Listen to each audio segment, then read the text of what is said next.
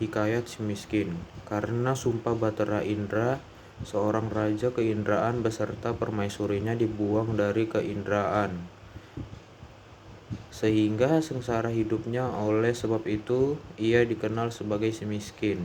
Setiap hari mereka berkeliling mencari rezeki di negara anta beranta di bawah pimpinan Maharaja Indra Dewa. Kemanapun mereka pergi selalu diusir oleh penduduk, disertai penganiayaan. Malam hari mereka tidur di hutan dan siang harinya mereka berkeliling mencari rezeki. Ketika istrinya mengandung 3 bulan, ia menginginkan buah mangga yang ada di taman raja, tapi si miskin menolaknya sehingga si istri semakin keras menangisnya. Kemudian si miskin menerima permintaannya, tetapi si miskin hanya membelikan buah mangga dari pasar sehingga ditolak oleh istrinya. Pada akhirnya dengan rasa takut dan terpaksa ia menghadap raja dan memohon mempelam. Setelah ia mendapatkannya, ia segera pulang dan memberikan mangga itu kepada istrinya.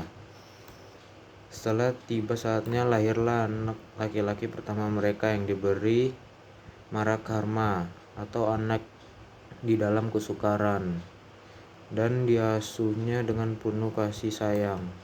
Pada suatu hari ketika sedang menggali tanah, si miskin mendapat tajau yang penuh berisi emas yang tidak akan habis sampai anak cucunya. Dengan takdir Allah, di tempat itu berdirilah sebuah kerajaan komplit dengan perlengkapannya. Kemudian si miskin mengganti namanya menjadi Maharaja Indra Angkasa dan istrinya bernama Tuan Putri Ratna Dewi, dan negerinya diberi nama Puspasari. Tidak lama kemudian lahirlah anak kedua mereka bernama Nila Kesuma. Maharaja Indradewa menjadi iri hati atas kemasyhuran negeri Puspasari dan kebaikan hati Raja Indra Angkasa. Ketika Maharaja Indra Angkasa mencari ahli nujum untuk meramalkan nasib putra-putrinya, Maharaja Indradewa memanfaatkan hal tersebut untuk menghancurkan negeri Puspasari. Atas bujukan jahat Maharaja Indradewa, para ahli nujum mengatakan bahwa kelak Marakarma dan Nila Kusuma akan mendatangkan celaka bagi orang tuanya. Maharaja Indra Angkasa percaya pada ramalan palsu tersebut dan berat hati ia memerintahkan kedua putranya pergi selama-lamanya. Peninggalan putra-putrinya, negeri Puspas musnah terbakar dan Maharaja Indra Angkasa menjadi miskin kembali.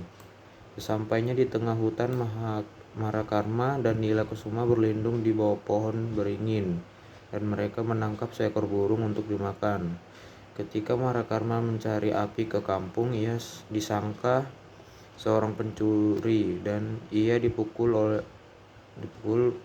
oleh orang banyak, kemudian dibuang ke laut. Nila Kusuma ditemu oleh Raja Mengindra Sari, putra mahkota Panglima Cahaya, yang pada akhirnya menjadi istri putra mahkota itu bernama Mayang Mengurai.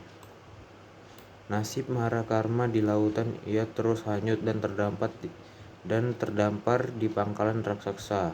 Di sana ia bertemu dengan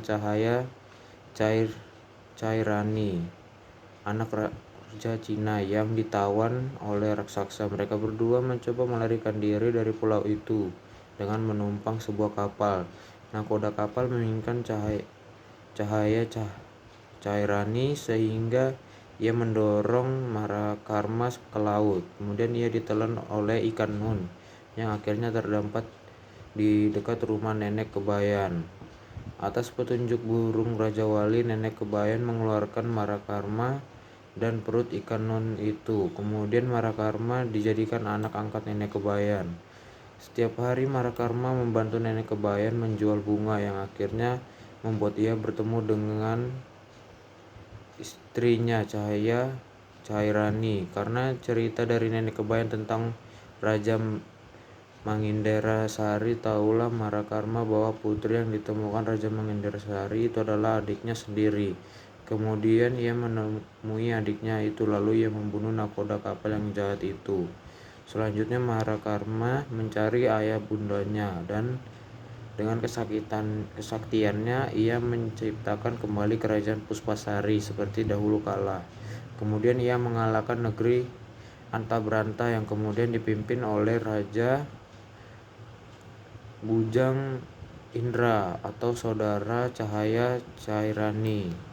Akhirnya Maharakarma pergi ke negeri mertuanya, Mercu Indra, dan menggantikan mertuanya itu menjadi Sultan Mahindrasari dan menjadi raja di Pangligam Cahaya.